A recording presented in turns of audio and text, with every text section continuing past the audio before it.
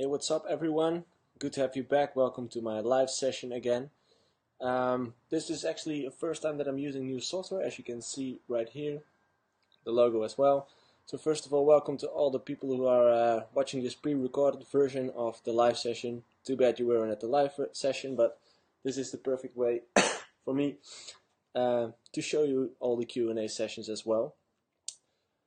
So yeah, let's just start off by, I'm having a great day today. I had my first international client from Canada coming over, and it was pretty cool actually. It was really productive and talked about a lot of stuff. And I actually really like to do this because it offers him a lot of opportunities. What's up, Luciano? Good to have you here. Thanks for the heart, my man. First of all, welcome everyone who's just checking in. If you have any questions, don't hesitate to drop them in the comment section, and I'll try to answer them as soon as possible. You can ask me anything regarding the music scene actually, so don't hesitate, just drop your question in the comment section and I'll answer them. So let's see, Fabian, welcome, Enoch, welcome. What do you think about download gates? Asked Fabian. What's up, Nico? Well, Fabian, download gates, I'm actually a big fan because I think this is the perfect way to grow a fan base nowadays. Giving away free material isn't the baddest thing, and I think actually it's a good thing right now because you don't give it away for free. You get something in return, which are Facebook likes, which are SoundCloud likes, which are Spotify followers. It doesn't really matter as long as it's growing your artist profile. It's important in my opinion. So I would definitely suggest you start doing it. And I really liked Hyped It. I'm not sure if you know it, but it's a really nice. Really nice one. You can check Artist Union as well, and Tonen is also really a nice fan gate. So check those three out. My personal favorite is Hyped It, and I think you should check that out. And it's a perfect way to grow your audience as an artist. What's up, everyone who's just checking in? I see the comments. I see the questions coming in already. Good to have you all here. What's up, Mariano? What's up, Alex Quirito? What's up, Justin? What's up, Luciano? Good to have you all here.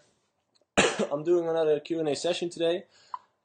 Sorry for my cough, but I'm a little bit hay fever. So season is kicking in here, and so is my cough. So yeah, today's just a little quick Q&A. If you have any questions regarding the music industry, don't hesitate to don't hesitate to ask them in the comment section. What's up, Bavesh? What's up, Mariano? I'm actually having a good day. I just had my first international client coming over from Canada, which actually visited me here in Tilburg, where I live and where my office is. We had a really great day. I had another few clients coming in today, and positive day so far. I also plan to do a podcast with Mighty Fools. Unfortunately, I didn't make it, so I'm planning to do this next week.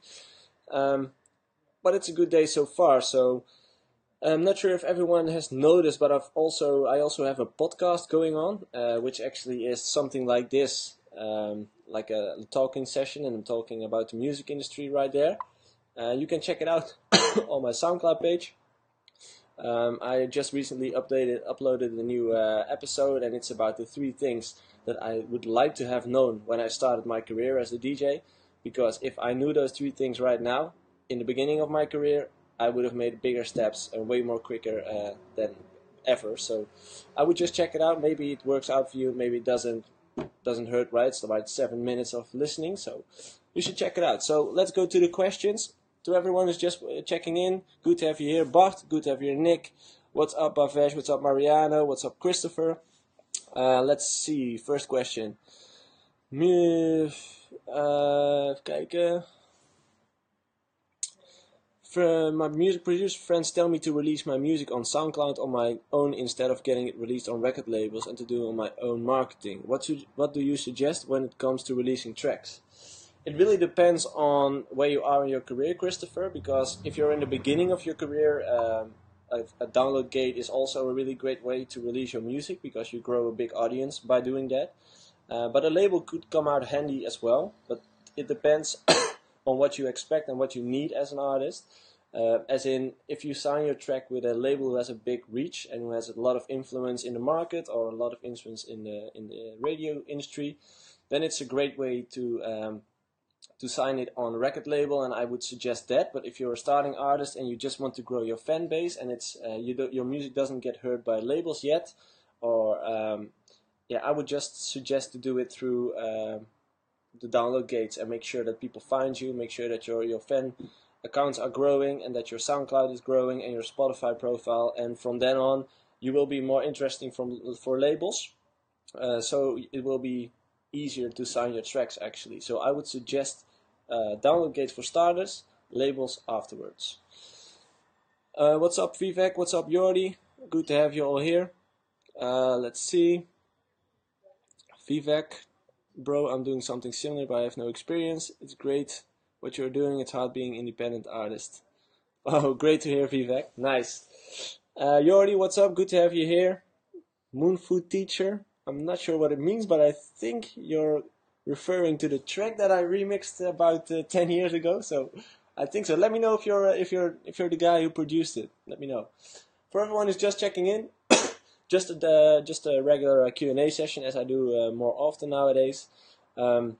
If you're an artist and you're just interested in the music industry, but you have a lot of questions and you're interested in how to solve them, just ask me, put it in the comment section, and I'll try to answer them as soon as possible. It means a lot to me that I see a lot of you guys already replying and sending stuff, and means so much to me because I really like doing this, and I really like the fact that you guys like it. So if you have any questions, just put it in the comment section and I'll be here to answer them.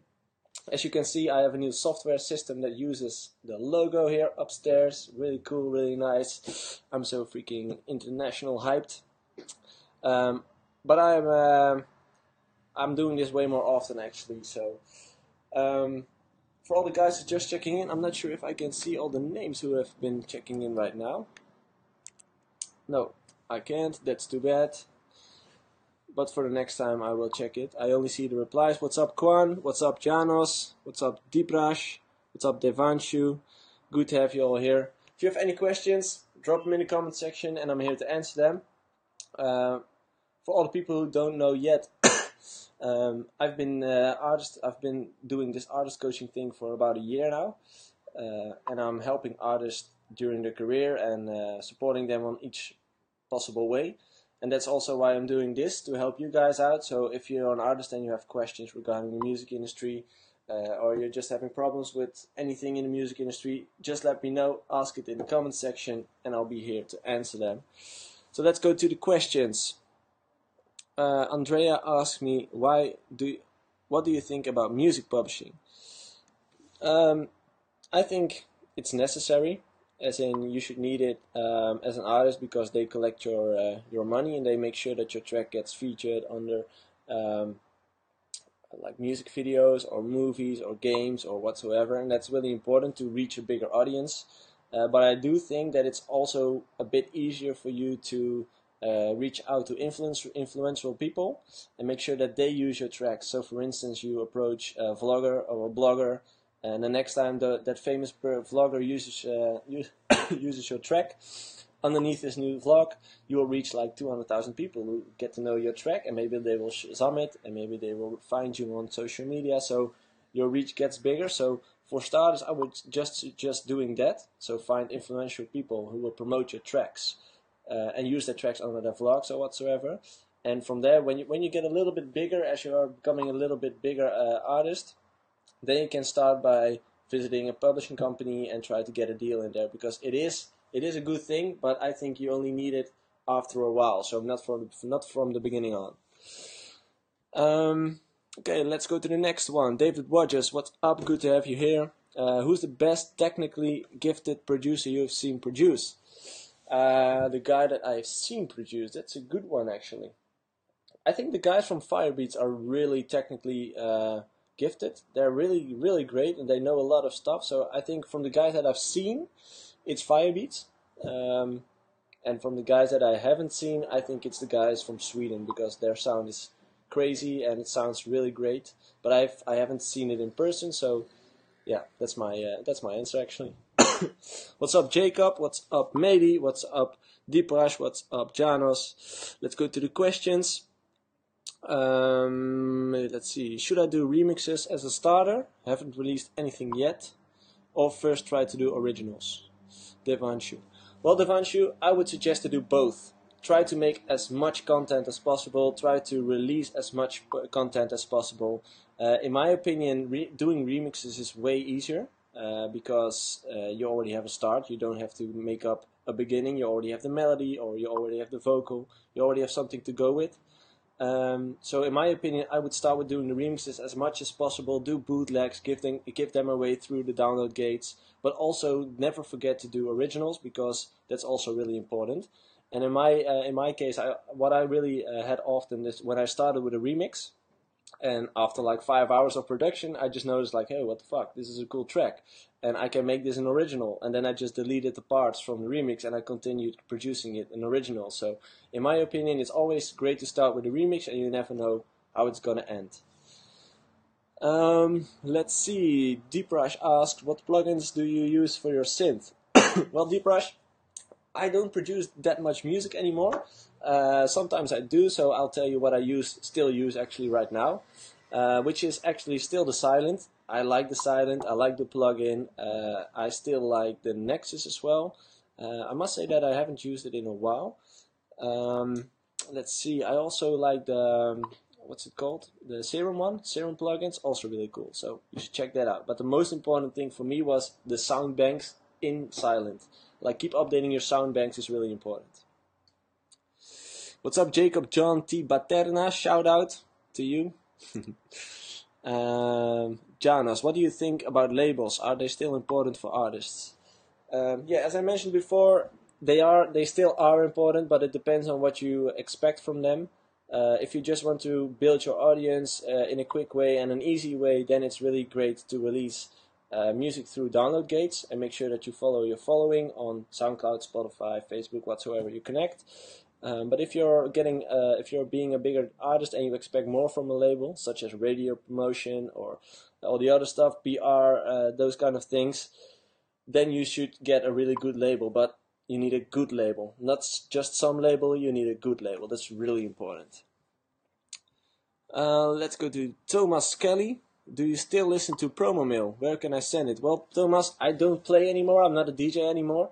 You can still, sorry, you can still send me your tracks if you want. But I won't play them because I'm not a DJ anymore. So, too bad. Max Uto, what's up? Good to have you here. I'm all good, thank you. Let's see, James Block. How much do you charge for coaching? I'm looking to take the next step in my career. I've been remixing for 3 years and starting to make original content. People and DJs are liking my style, but I'm finding it hard to cross people. Well, James, I really admire you to send me this thing. Good that you find me.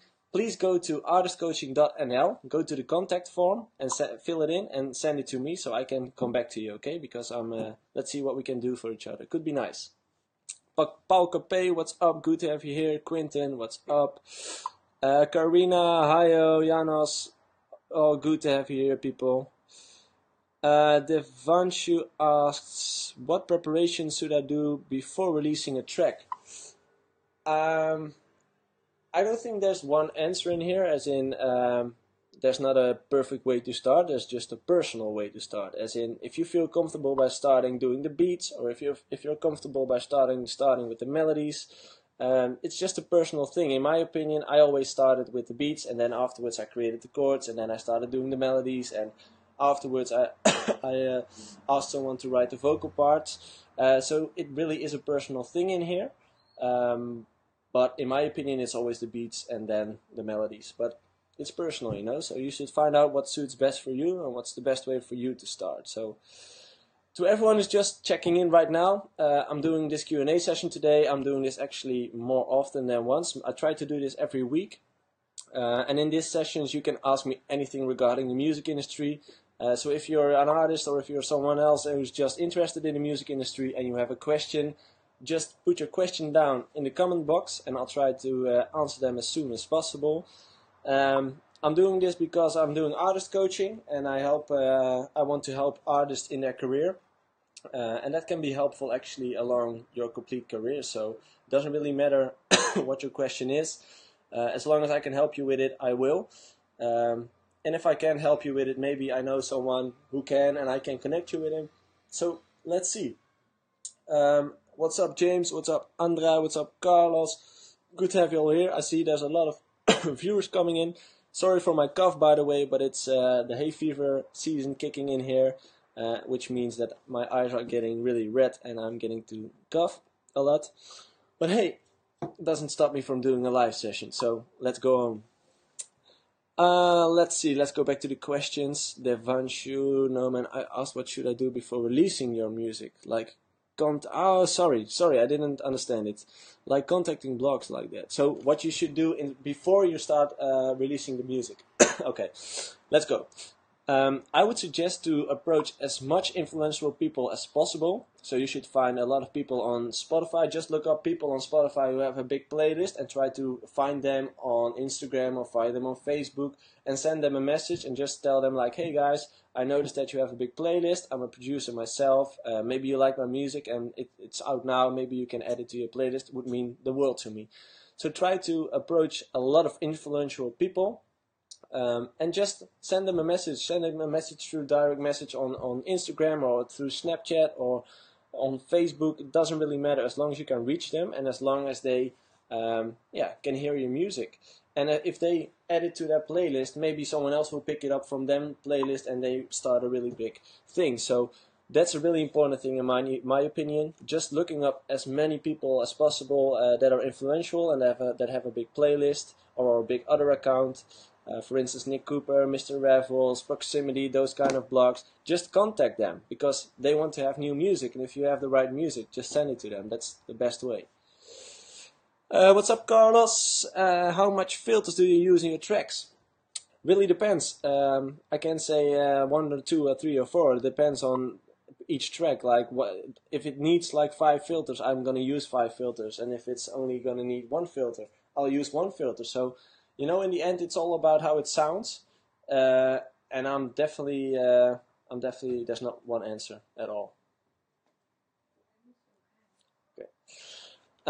So yeah, I'm gonna round up things here. But thanks for you guys for all. Let me do this one more thing. Let's see. Any tips on the mastering stuff? If you're not able to master things yourself, make sure that you find a mastering company and just pay a little amount of money and invest in your career to get a really great product because you only have one opportunity to get the best track. So I would suggest that. Let's see, what programs do you use in this moment to create your tracks?